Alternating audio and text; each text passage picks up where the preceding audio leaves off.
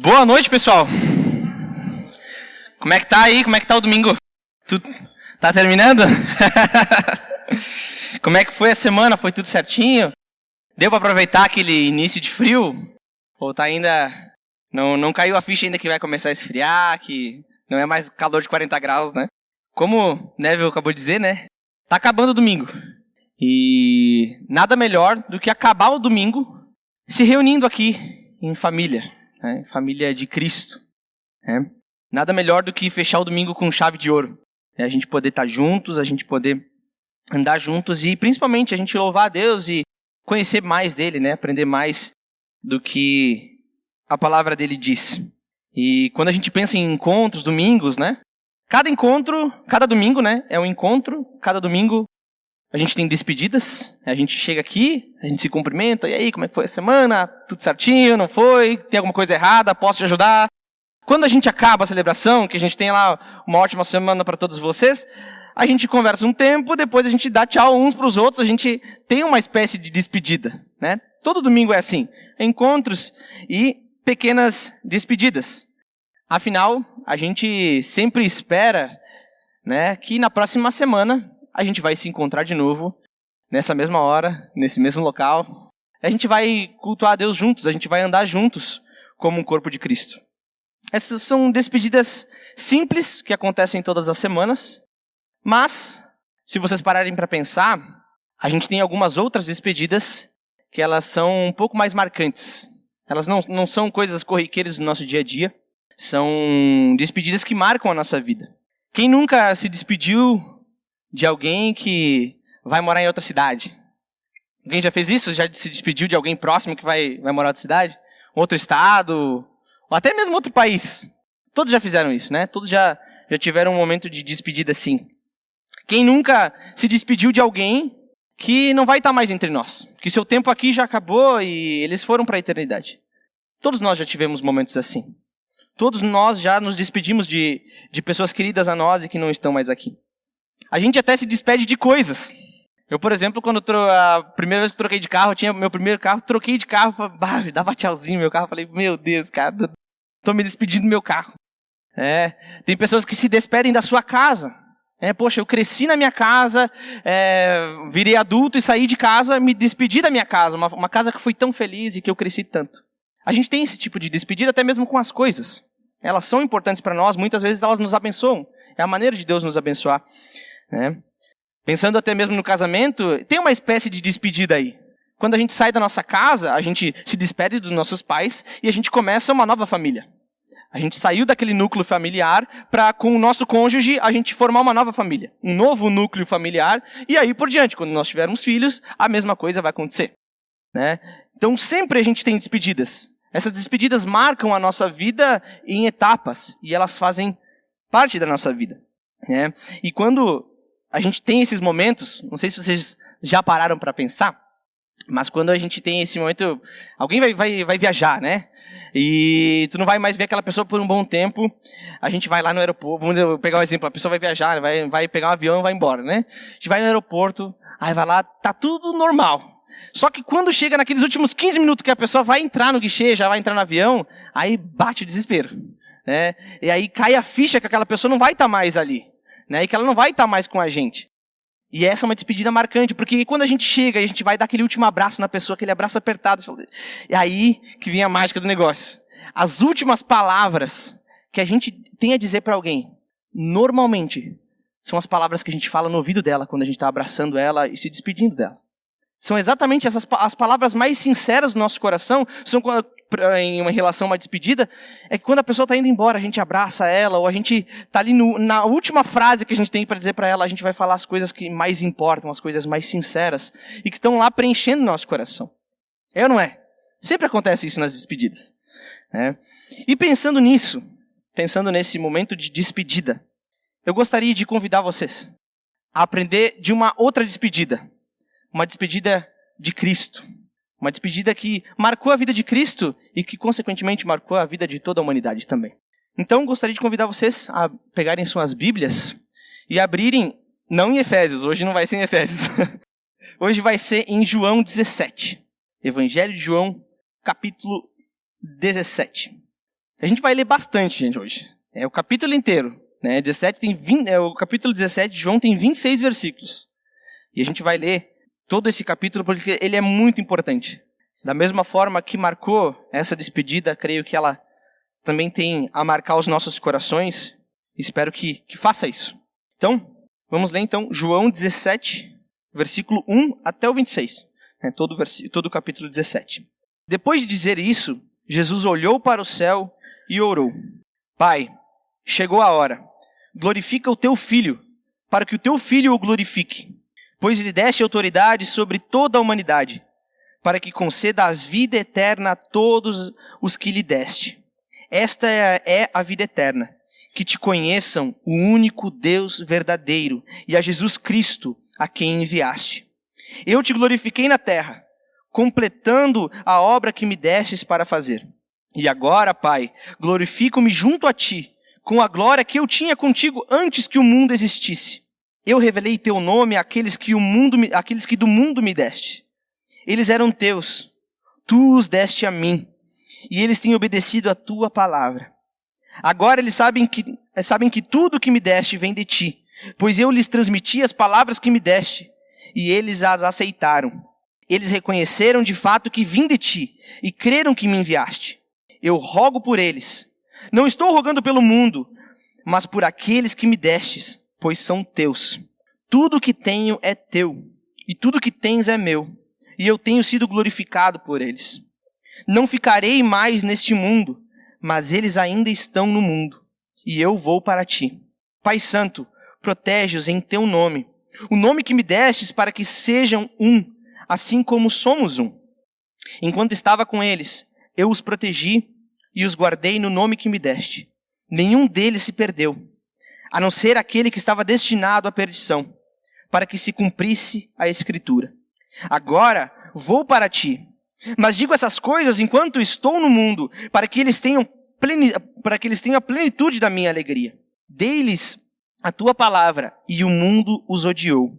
Pois eles não são do mundo, como eu também não sou. Não rogo que os tires do mundo, mas que proteja-os do maligno. Eles não são do mundo, como eu também não sou. Santifica-os na verdade. A tua palavra é a verdade. Assim como me enviaste ao mundo, eu os enviei ao mundo. Em favor deles, eu me santifico, para que também eles sejam santificados pela verdade. Minha oração não é apenas por eles. Rogo também por aqueles que crerão em mim por meio da mensagem deles, para que todos sejam um. Pai, como tu estás em mim e eu em ti, que eles também estejam em nós, para que o mundo creia que tu me enviaste.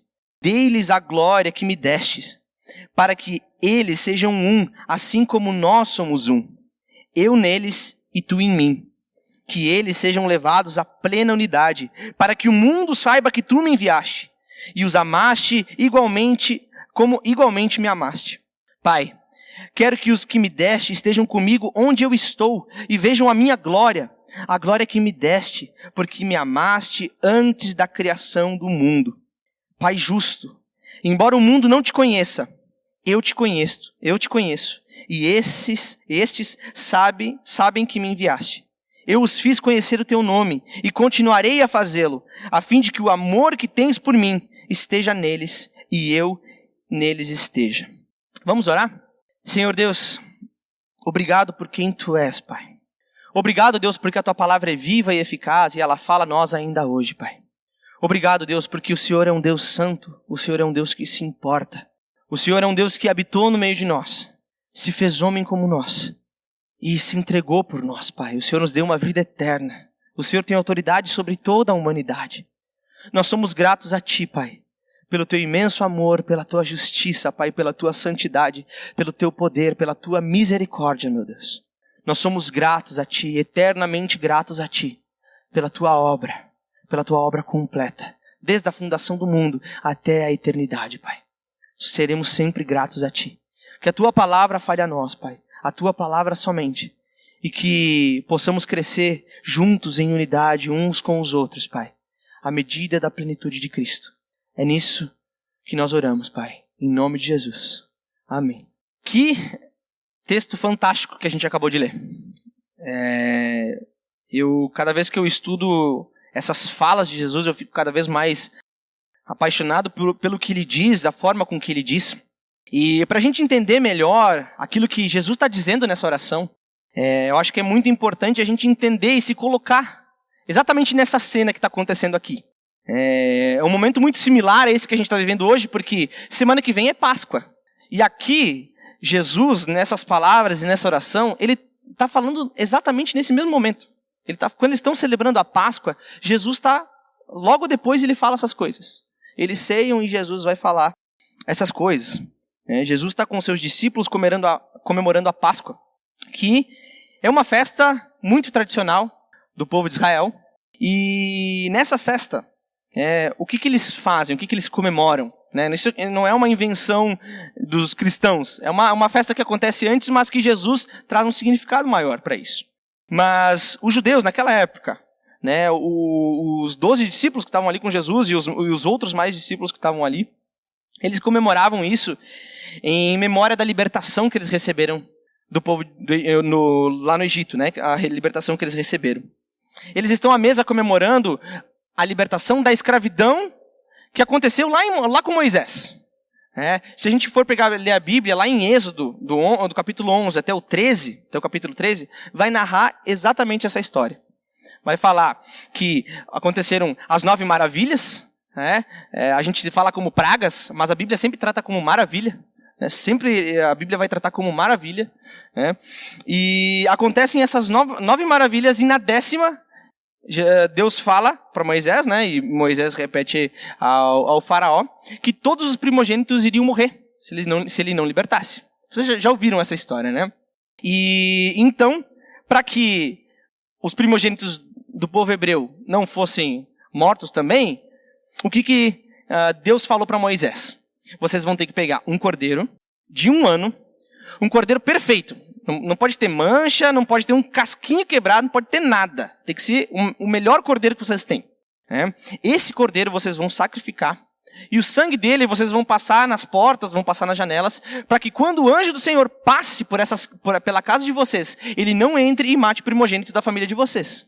É isso que Deus fala para Moisés, e é isso que o povo hebreu faz. Todos aqui, acho que em algum momento da sua vida já ouviram essa história, já ouviram o que aconteceu no povo de Israel. E as famílias hebreias naquele tempo, o que eles tiveram que fazer também? Além de sacrificar o cordeiro, eles tiveram que fazer o pão sem fermento, pão ázimo. Tá? Por que eles fizeram esse pão ázimo? Tá? Porque quando acontecesse a libertação, quando o anjo viesse e matasse todos os primogênitos que não tivessem o sangue na porta, eles teriam que sair às pressas, teriam que sair correndo de lá. E quem já fez pão aqui sabe que o pão demora para crescer. Então eles não poderiam colocar fermento no pão, porque senão ia demorar muito tempo, ia estragar a comida. Então a ideia é fazer pão que ele não cresça, eles cozinhem rápido, e quando é para fugir do Egito, que o faraó fala, é para vocês irem embora, é para eles juntarem tudo e sair correndo. Não é para olhar para trás. E é exatamente isso que o povo hebreu está comemorando. Provavelmente na mesa de Jesus ali, quando ele estava com os discípulos, ia ter pão sem fermento, ia ter ervas amargas, ia ter vinho. Para o judeu naquela época, e para o judeu até hoje, o pão ázimo, ele remete àquilo que aconteceu, eles saírem às pressas. A erva amarga é justamente para que quando o judeu vá se alimentar daquilo, ele vai lembrar de como é amarga a escravidão. Ele vai comer aquilo e vai falar, eu não quero voltar a ser escravo. Mas quando ele bebe vinho, é para que ele sinta o doce da liberdade, que Deus os libertou com grande poder. Então tudo isso, toda essa celebração é para lembrar o povo judeu que eles foram libertos do Egito. Foram libertos por Deus. Não porque eles eram um povo poderoso, mas justamente porque Deus os libertou. E é exatamente essa cena que está acontecendo aqui. Eles estão na Páscoa celebrando o que Deus já fez por eles. Deus libertou eles do Egito. E essa é uma festa que acontece há milhares de anos. Mas quando Jesus está ceando ali com eles, ele traz uma visão completamente diferente. Ele traz algo muito mais profundo.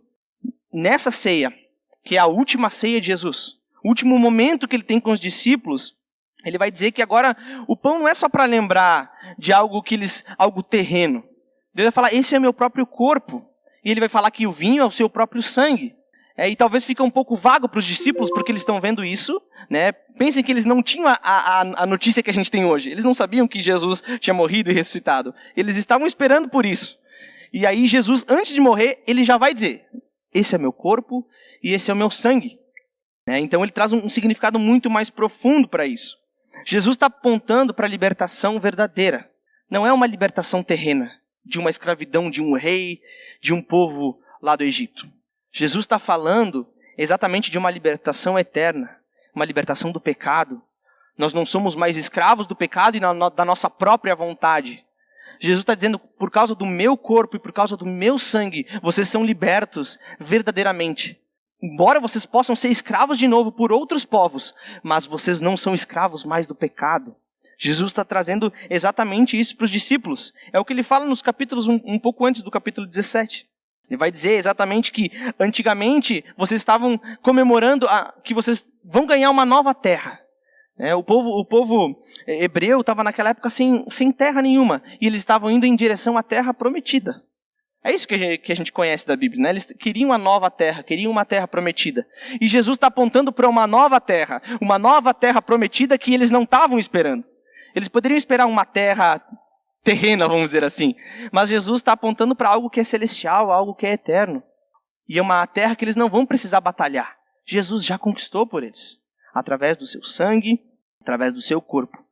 E é a partir desse momento que ele ensina tudo isso para os discípulos, e ele fala mais algumas coisas, ele consola os discípulos porque eles estão aterrorizados porque Jesus vai embora, Jesus não vai estar mais no meio da gente.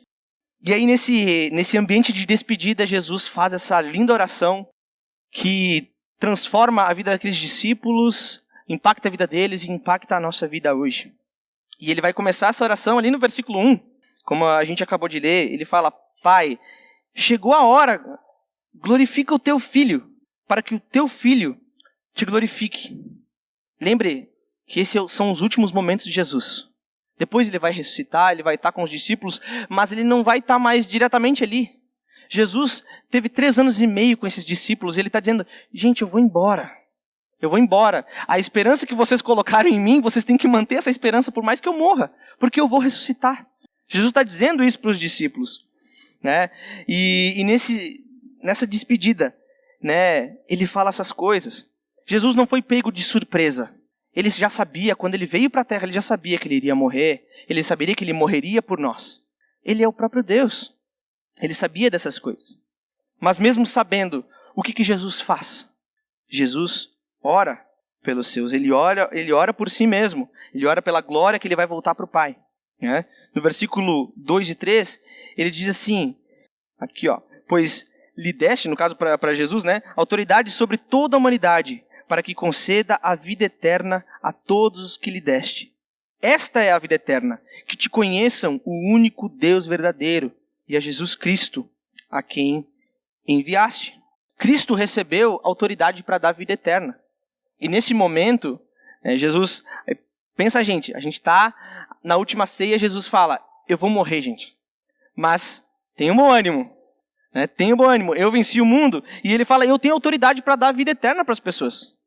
Parece meio contraditório, né? As pessoas, imagina, os discípulos ali, Jesus vai embora, vida eterna. Não estou entendendo. Né? E Jesus está falando essas coisas. E ele vai falar que a vida eterna não é simplesmente viver eternamente. Viver eternamente faz parte da vida eterna. Mas vida eterna é conhecer ao único Deus verdadeiro. Não adianta de nada a gente viver eternamente se a gente não conhece a Deus. Se a gente não conhecesse a Deus, a gente tivesse a vida eterna. Não faz sentido. O maior prêmio que nós recebemos, a maior graça que nós recebemos é conhecer esse Deus único e verdadeiro. É se relacionar com Ele. É viver ao lado dEle. E isso tudo foi conquistado por Cristo. Cristo conquistou isso por nós. Como a gente viu na última vez que a gente falou de Efésios, conhecer não é simplesmente saber quem é Deus, não é simplesmente saber quem é Jesus Cristo. Mas conhecer tem muito a ver com se relacionar. Eu não conheço, eu posso saber quem que é o presidente lá da Rússia, eu posso saber quem é o presidente da Ucrânia, mas eu não os conheço, porque eu não me relaciono com eles. Eu posso saber quem são. E Jesus está dizendo aqui, é conhecer ao Deus único e verdadeiro. Essa é a vida eterna que vocês receberam. É isso que ele está dizendo, e ele está orando justamente agradecendo a Deus por isso. Cristo não veio a existir simplesmente quando ele nasceu da Virgem Maria. Cristo existe eternamente, ele é o próprio Deus. Quando a gente olha para o versículo 5, ele diz: "E agora, Pai, glorifica-me junto a ti, com a glória que eu tinha contigo antes que o mundo existisse." Então, antes que tudo existisse, Jesus já estava lá. Jesus já estava com Deus, ele era o próprio Deus. Quando a gente começa a ler o Evangelho de João, ele vai dizer assim, que o verbo se fez carne. O verbo estava com Deus, o verbo era Deus. Esse é Jesus Cristo. E nas últimas palavras dele, ele ora pelo seu povo. Ele ora dizendo: "Chegou a hora, Deus. Me glorifica junto a ti. A tua obra está assim, ó, tá nos 45 do segundo tempo. É agora que eu vou fazer o gol do título." É isso que Jesus está dizendo aqui. Ele está orando: "Deus, está chegando. Está chegando a hora. E eu vou para ti. Eu vou para ti. O Senhor me deu autoridade para dar vida eterna para as pessoas que tu me deste." Esse é o poder que Jesus recebeu. E a gente pode achar que a obra de Deus poderia acabar aí. Jesus fez a sua obra e acabou. Só que não é isso que acontece. Quando a gente olha para a oração, a gente vai ver que Jesus está orando não só por ele e pela obra completa, mas ele está orando por aqueles que vão vir depois, por aqueles que estão ali e que vão continuar a obra de Jesus. Ele vai falar exatamente pelos discípulos, né? "Eu revelei teu nome àqueles que do mundo me deste. Eles são teus. Tu os deste a mim. Eles têm obedecido." Cristo enfatiza que os que creem no Evangelho e obedecem a sua palavra são seus discípulos. E a evidência de alguém que é discípulo de Cristo é alguém que é obediente, é alguém que aceita a sua palavra, é alguém que crê na sua palavra. Jesus fala isso aqui nos versículos 6, aqueles que eles têm obedecido a tua palavra. Ele vai falar no versículo 7 e 8, daqueles que sabem que tudo que me deste vem de ti, pois eu lhes transmiti as palavras que me destes, e eles as aceitaram. Depois no versículo 8 ele vai dizer: "E que creram nas tuas palavras." Ele está falando aqui exatamente dos 12 discípulos, na verdade dos 11, né? Que ficaram ali, porque Judas já tinha saído para trair Jesus. Judas saiu, ele ceiou com os 11 discípulos, e ele está falando essas últimas coisas enquanto Judas está fora. E Judas, quando a gente acaba o capítulo 17, vocês vão ver que logo quando começa o 18, Jesus vai para o Monte das Oliveiras e ele é preso. Judas vem lá trazendo a guarda romana. Jesus está orando pelos seus, aqueles que obedecem, aqueles que acreditam, aqueles que aceitam, que creem realmente na mensagem do Evangelho. E aí a gente pode perguntar: que mensagem é essa? O que é Evangelho? Que notícia, né, que é essa? A mensagem é exatamente o que Cristo falou antes. Ele diz que Cristo foi enviado por Deus para dar vida eterna àqueles que pertencem ao Pai. Aqueles que pertencem ao Pai. Jesus está orando exatamente por esses. Quando a gente olha no versículo 9, ele fala: "Eu rogo por eles." Eu não rogo pelo mundo, não estou orando pelo mundo, mas por aqueles que me deste, pois são teus. Cristo está orando por aqueles que o Pai lhe deu, orando por aqueles que receberam a vida eterna através de Cristo. Porque tudo pertence a Cristo, tudo é de Cristo. Porque ele é um com o Pai. E se tudo pertence ao Pai, logo também é de Cristo. E ele fala, inclusive, que ele se gloria neles. Ele se gloria naqueles discípulos que andaram com Jesus, que andam com Jesus e que continuaram a sua obra. Jesus está orando exatamente por esses 11 discípulos e por tantos outros que vieram. E por causa da mensagem deles, por causa da perseverança deles, por causa do Espírito que habitou neles, hoje o Evangelho chegou a cada um de nós aqui. A gente está aqui por causa desses 11 homens aqui. A gente não conheceu Deus sozinho. A mensagem veio através de outras pessoas. Dessa mesma época de Jesus. Pessoas que andaram com Jesus. Pessoas que pregaram que Jesus foi enviado por Deus à humanidade. Jesus está se despedindo e orando por eles. Pedindo ao Pai que os dê força para que eles sejam mantidos na verdade e sejam santificados pela verdade. Jesus vai falar da sua morte, né? Ele vai predizer a sua morte. Ele vai dizer ali: "Eu não vou ficar mais no mundo, eu não vou estar mais com vocês." Né? Ele vai dizer assim, ele ora pelas pessoas para que o Pai os proteja, para que sejam um, a fim de terem a alegria e a plenitude da sua graça, a plenitude da sua alegria. Jesus ora por isso. E ele vai falar que o único que se perdeu é aquele que estava destinado à perdição.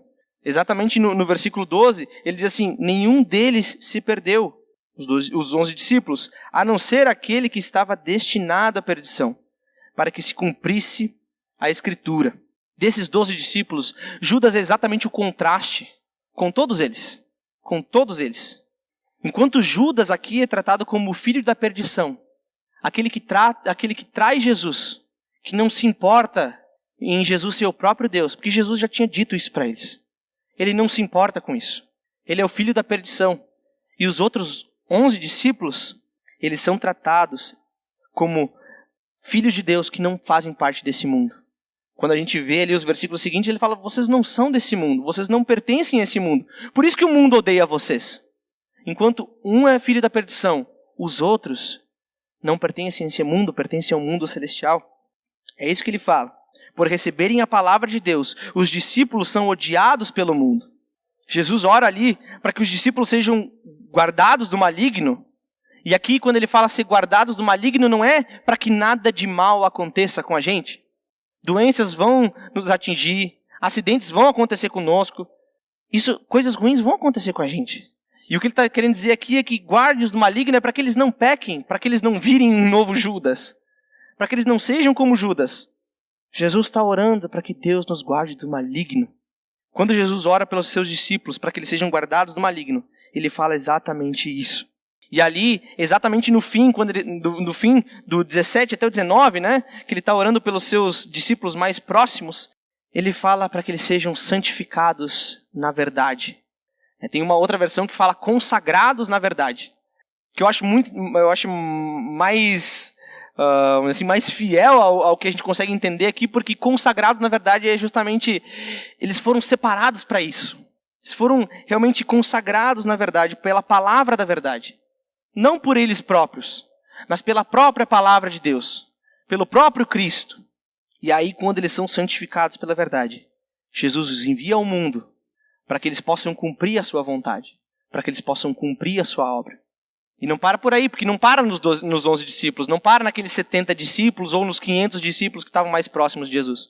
Porque aí ele começa a falar de coisas que vão acontecer ainda depois da sua morte. Ele vai falar assim: em minha oração não é apenas por eles, rogo também por aqueles que crerão em mim por meio da mensagem deles. Quem que são esses aqui? Vocês conseguem adivinhar quem seja? Nós? Nós cremos na mensagem a respeito de Cristo. Nós cremos no Evangelho por causa desses caras aqui. Porque a mensagem foi passada, até chegar a nós hoje. Não é mérito nosso, mas Cristo conquistou isso e Cristo foi fazendo com que a igreja falasse do Evangelho, falasse de quem Ele é, falasse da sua obra redentora. Jesus está orando por aqueles que vão crer no Filho de Deus, no Filho do Deus vivo, que nos justificou e faz completa paz entre nós e o Pai. Jesus ora, inclusive, pela nossa unidade. Ele vai falar várias vezes, ele inclusive vai repetir várias vezes. Jesus vai dizer assim: eu oro, Pai, para que eles sejam um. Lembra daquilo que a gente falou 2 semanas atrás de Efésios?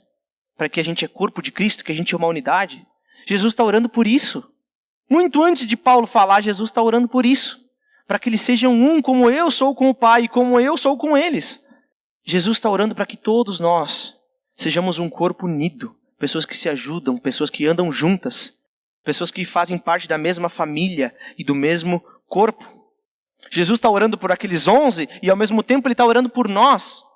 Não há uma separação aqui. Ele está dizendo: eu oro por esses e eu oro por aqueles também. Então tudo que ele falou não era só para os 11. É para a gente também. A gente também. Ele ora para que a gente seja guardado do maligno. Para que a gente permaneça na santidade. Para que a gente seja guardado na verdade. Separado para Deus por meio da verdade.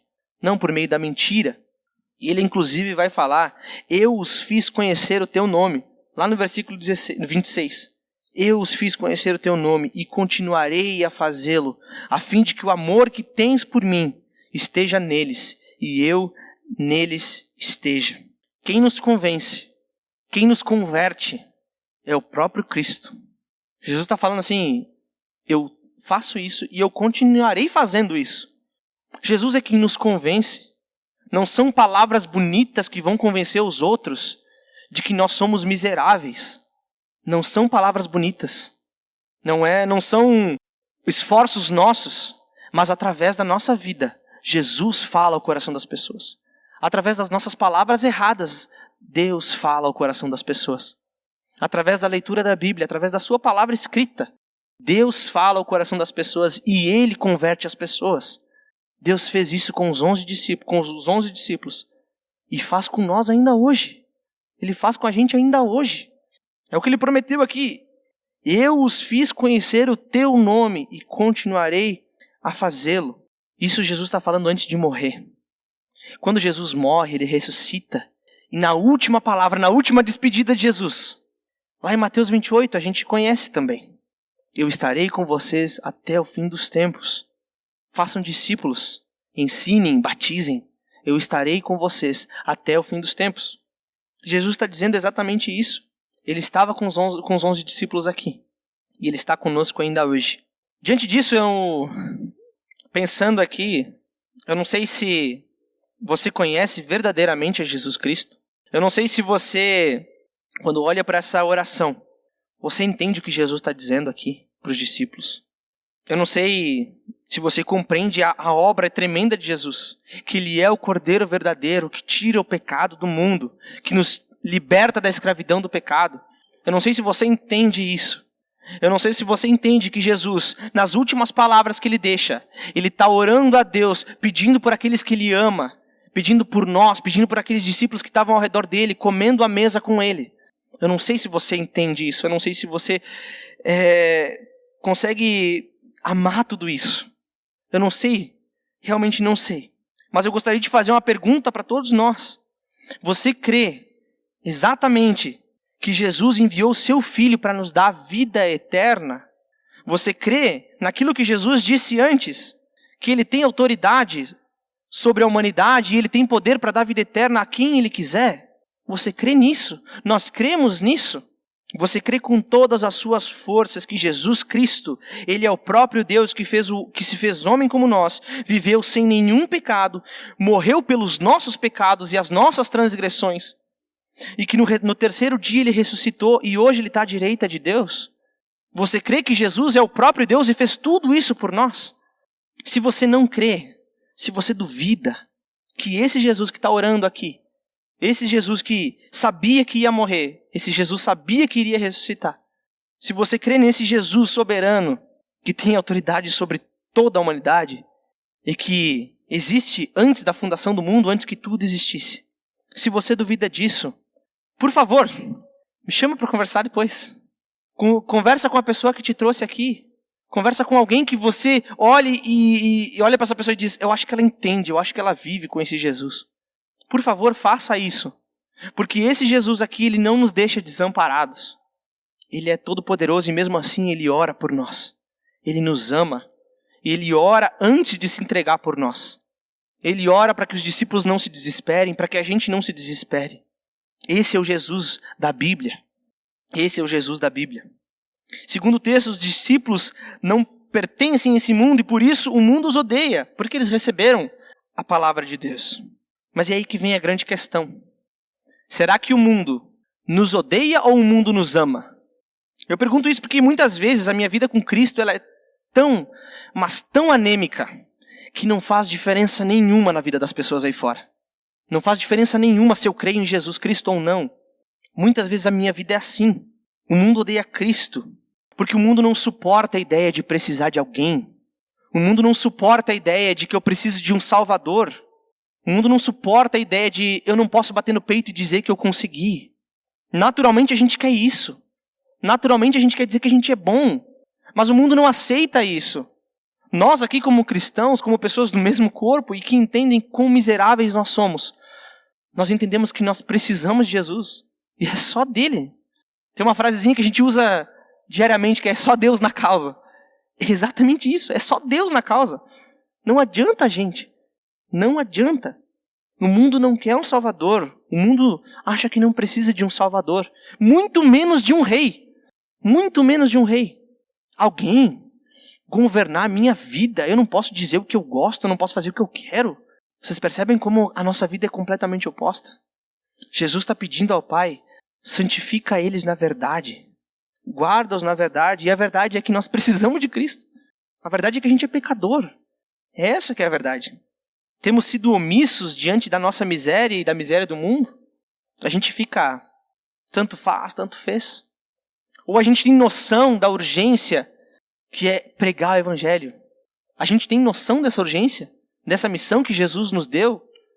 A gente tem noção disso. Temos sido para que o mundo saiba que Cristo foi enviado por Deus.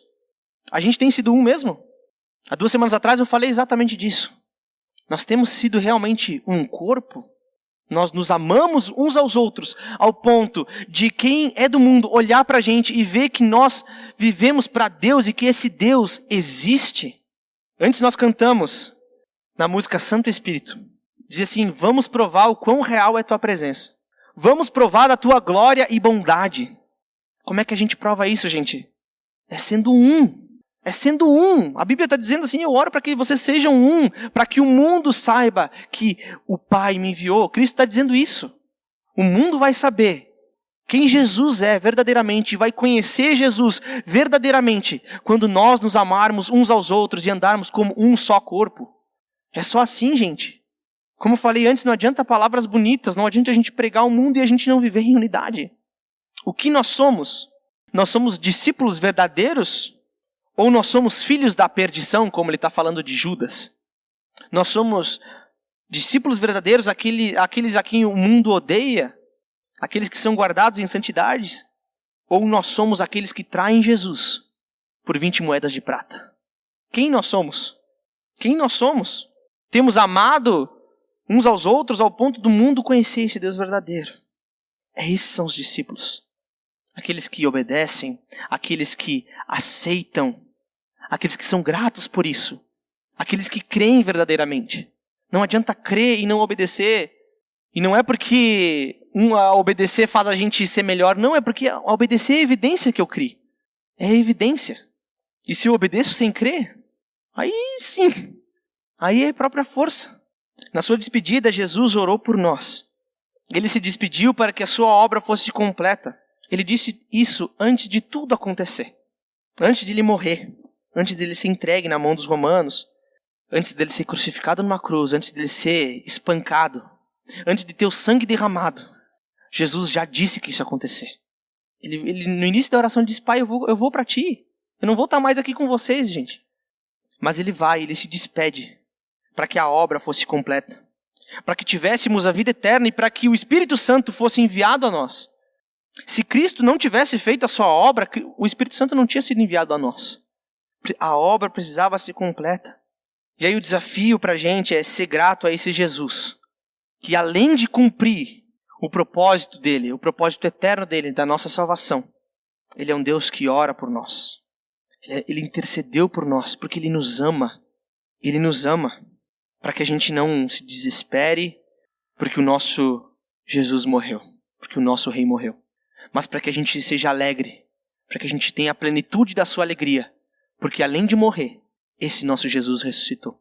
E agora ele nos dá a esperança de uma nova Páscoa, de uma nova terra, de uma nova Jerusalém celestial, que é muito melhor do que aquela que existe. É uma terra muito melhor do que aquela que existe, porque lá não existe pecado, lá não existe doença. E lá nós conheceremos face a face o nosso Deus verdadeiro, o único e verdadeiro. Sejamos gratos a esse Jesus, que ora por nós e, principalmente, que nos salvou e hoje é o nosso Rei. Vamos orar, pessoal? Senhor Deus, obrigado, Pai, porque o Senhor enviou Jesus para nos salvar. Nós somos miseráveis, Pai, porque nós não temos nada de bom para te ofertar. Nós não temos nada de bom para fazer com que nós sejamos dignos da tua salvação, do teu amor, Pai. Nós somos dignos da tua justiça, simplesmente, Pai. Mas o Senhor, que é rico em misericórdia, se entregou por nós, Pai, quando nós ainda éramos pecadores. E nas tuas últimas palavras, Pai, o Senhor ora por nós. nas tuas últimas palavras, o Senhor se importa conosco. O Senhor deseja, Pai, que nós não nos desesperemos, mas que a gente seja um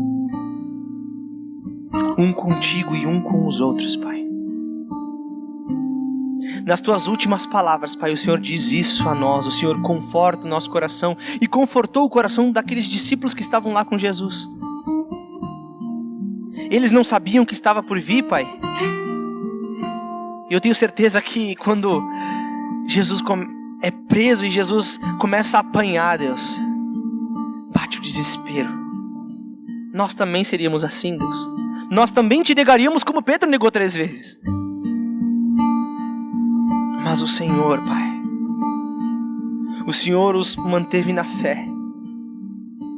E esses discípulos que estavam lá, Pai, eles foram usados por Ti para que a Tua mensagem fosse espalhada, Pai. Para que a Tua mensagem chegasse a nós hoje, 2000 anos depois.